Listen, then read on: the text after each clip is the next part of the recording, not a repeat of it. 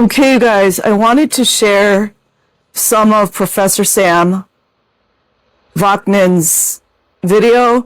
I don't think he will copyright me, I hope not, but he is a self-professed narcissist. It has taken me a very long time to really understand him, and that's because I have listened to and watched a lot of YouTube videos regarding narcissists. I read quite a few books and just done a lot of deep diving on it.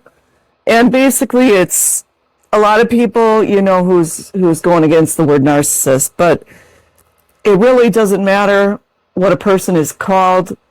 It's very vindictive, manipulative, cruel, abusive, controlling, no empathy types of behavior, period.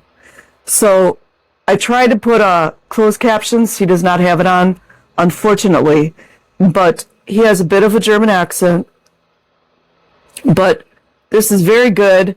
The name of the video is called Fleecing Victims, Self-Aware Narcissists Online. I'm actually going to be watching this video several times, while I do my housework or whatever. So listen to what he has to say here. Contumacious, rejects and hates authority, and reckless. So the narcissist will not avoid punishment, will not even transition to stage one. Remember stage one in Kohlberg's scheme? Stage one is the avoidance of punishment. Stage two is self-interest.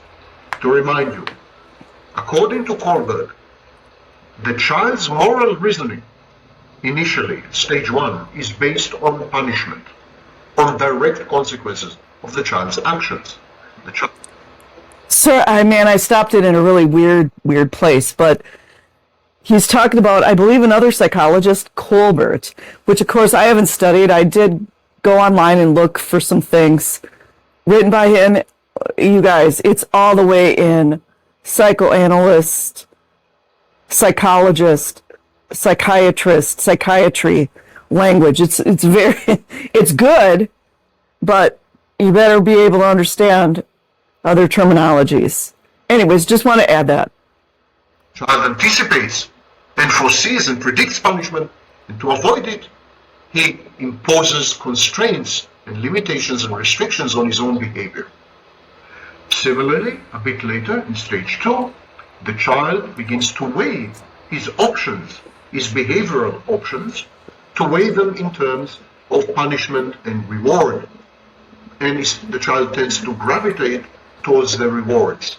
Not only children, but even animals do this. There are only two exceptions: the narcissist and the psychopath. Narcissists and psychopaths are not responsive to punishments and to rewards, to positive reinforcement and to negative reinforcements. They can never be conditioned in this sense. Where have we seen that before, you guys? Does that sound familiar to anybody here? The law does not apply to them. They don't deserve punishment, or somehow, amidst all of these other people that go to prison or jail for the exact same things that they do, they're not going to prison. And I'm not talking about, the people, the very powerful, say that loosely, at the very top that have infinite amounts of money and power and bloodletting and sacrificial energies. I'm talking about everyday people. And in the case of the narcissist, it's because he's not embedded in reality. He is subject or a victim of a fantasy defense gone haywire. So the narcissist is unable to connect his actions to the consequences of his actions. He's in a fantasy, some type of fantasy. We've never seen that before in the Scientology community, have we? And I'm not ditching Scientologists here. What I mean here, I'm talking about more of the former Scientologists that are going after the abuses and crimes of Scientology. We've never seen that amongst people, have we? Wearing weirdo suits and things like that, have we? COINTELPRO. The psychopath regards punishment as divorced completely from his actions. That's why psychopaths always feel that their punishment is unjust. They always they feel discriminated against. They feel. I hate to keep interrupting him, but I mean, honestly, this video is so freaking amazingly good. I have to watch. I'm going to be watching this over and over. I like to study. What do you call it? Like unregulated, dysregulated, unhealthy, toxic human psychological behaviors. It's just interesting to me, especially since I have dealt with it so many times in my own personal life, within my family as well as so-called friends and jobs, of course. It's just fascinating to me. And the one way that you will find out if somebody is like narcissistic, sometimes psychopathic, or straight up toxic, whatever word you choose, the law does not apply to them. Punishments do not apply to them. If somebody tries to call them out for their actions, they're going to play the victim. And, you know, different narcissists, different strokes. Psychopaths are a different ballgame. Actually, I think in the last few years I have seen some individuals that demonstrate psychopathic behaviors, to be honest. But I am not professional. I cannot diagnose, nor am I trying to diagnose. But anyways, I like how he's talking about, you know, punishments do not apply. And then he talks about them going to the victim mode. And another thing we all know about narcissistic behaviors or toxic is that they will never, ever, ever take responsibility. When they are called out to take responsibility, they will deflect, they will minimize, they will deny, they will straight out lie, and obviously, and first and foremost, they're going to gaslight until the cows come home. So let's go back to some of the really juicy tidbits that Professor Vaknin, I don't know if I'm saying his name right, Professor Vaknin is giving us here. That other people are punishing them and they shouldn't. Because the psychopath believes that the authority or the institution or the person who is punishing them only because they can. Psychopaths have no concept of justice. The actions of the psychopaths should not bring about punishment. And if they do, the punishment has nothing to do with the actions. It's just a display of power. Brute, raw power. A display of power. Do you guys remember, well, I became aware of this independent reporter who went, I wished I could remember what state it was in. It was somewhere on the East Coast. I feel like what he did was not very wise or common sense. That's my opinion. But he went to ask a head police officer, a chief. I think he was a chief. He was higher up on the scale of, you know, the bureaucracy of the police. I can't thank you guys. You guys know what I mean, like the top of the chain or whatever. And he was really being called out because there was some really strange things going on with him, unquestionable behavior, which of course is always reason to promote people in some of these organizations, as well as everyday citizens were wanting him to be ousted from his position because of all of the spending, just loose spending of the budget that he had access to without any type of showing receipts. And this reporter, I wish I could think of his name, he went out and tried to ask him questions at his home, which I do not think was like a very wise decision at all.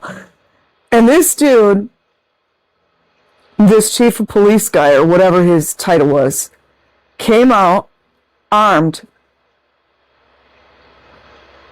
and on live video there was a cameraman as well as the reporter. On live video, you guys, was saying, why do you keep threatening to kill me? You guys think that these fools haven't done this before? You guys know what's up. You know what's up, and so do I. So when Professor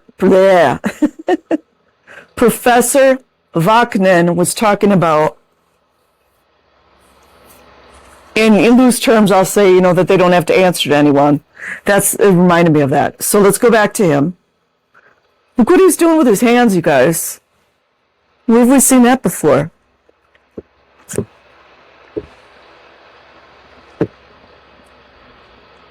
So psychopaths cannot make the link, absolutely cannot form the link between misconduct, misbehavior, and misdeeds, and crimes, and punishment. These, in their minds, are totally unrelated events and reflect the power matrix. The police is more potent and stronger than the psychopath, so of course they punish the psychopath. Because they can. Because they have... Unless some of the police officers are psychopaths. And we know not all cops are like that, but I'm sure there are a lot of cops listening to this. They're like, yep, she's right. I mean, I just think that a lot of these kinds of personalities are going to be drawn. Well, what is that called? Qualified immunity? I mean, hello. Hello. And we're not even going to talk about politicians, but let's get back to him. Weapons.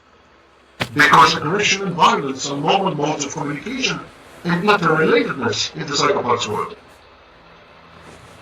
And so, the narcissist and the psychopath fail to develop stages 1 and 2 because they are unable to create an internal working model which incorporates information about the world, information about themselves, and information about other minds. Something that is known as theory of mind.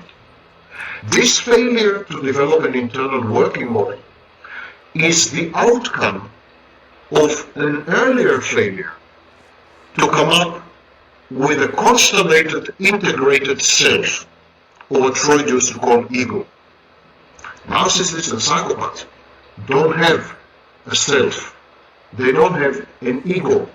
They don't have any coordinating authority or coordinating function, executive function, which puts together all the various self-states within a coherent narrative. They don't have this. They're not cohesive. That's very interesting. And I'm not going to keep going, and thank you, Professor, if you allow me to keep this on my YouTube channel. But it's very interesting to me how he's explaining this. He's so well read. I think that's when I first started listening to him, I was always lost. But now I start to, because I've been studying it for a while, it like kind of sinks in. That's why you see these narcissists, and I can't speak too much about the psychopaths because, I mean, I do think, well, all psychopaths are narcissists, number one. But 100% all narcissists are not psychopaths. So if you do a little studying of it, you'll see why. But,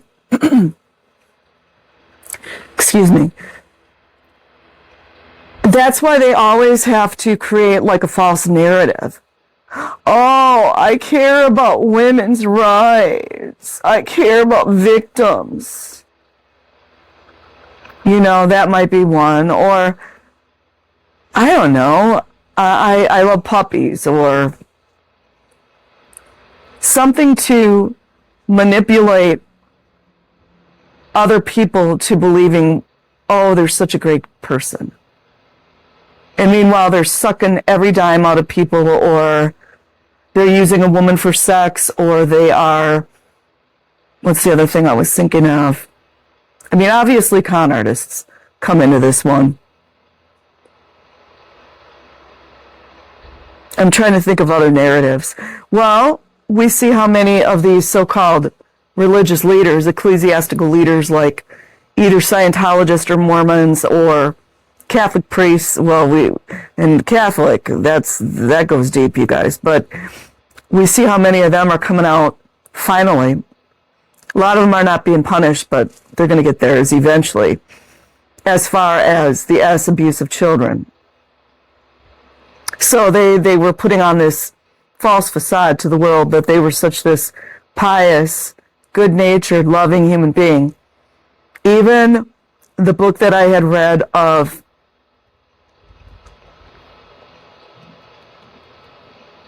Miss America, the book Miss America by Day, where her father was very, very, well, they were wealthy, and that's not everything, trust me. They're a wealthy family.